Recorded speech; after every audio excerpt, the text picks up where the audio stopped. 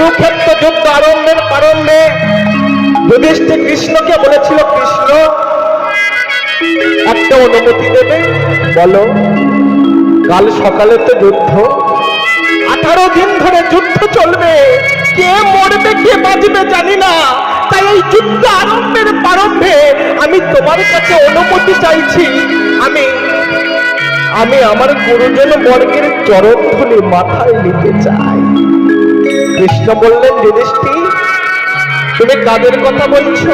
কৃষ্ণ, অন্ধ ধৃতরাষ্ট্র আমার জ্যাঠামশাই, জেঠিমা গান্ধারী, ভীষ্ম, দ্রোণাচার্য প্রমুখ গুরুজন বর্গের চরণধূলি আমি মাথায় নিতে চাই।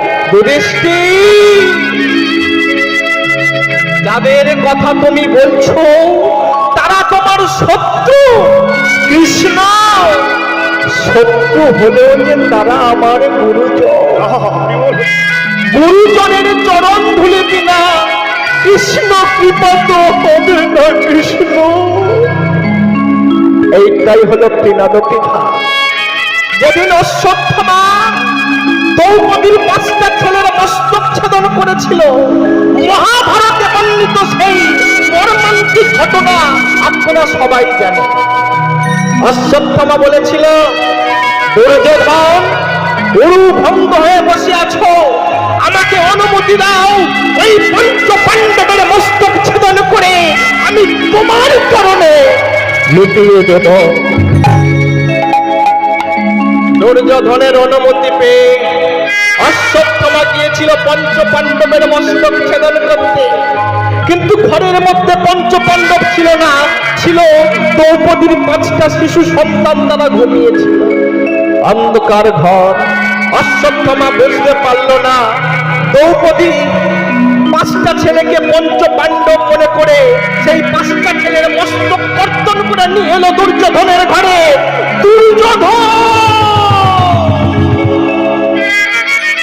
এই নাও পঞ্চ পাণ্ডবের কাটা মুন্ডু, আজ হতে আমি তোমার সমস্ত শত্রু বিনাশ করলাম, এই নাও পঞ্চ পাণ্ডবের কাটা মুন্ডু।